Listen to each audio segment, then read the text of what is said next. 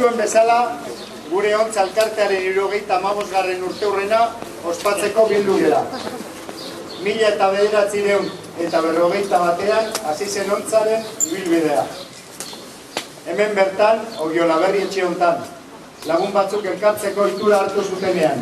Gizon haiek Ontza elkartearen sortzaileak Fortunato Irulegi, Juan Mujika, Ramon Jauregi, Francisco Mendicute, Antonio Rabolaza, Jose Joaquín Unanue, Jose Mari Garagorri, Ignacio Barrenetxea, Santiago Mendicute, aurreratu batzuk izan ziren.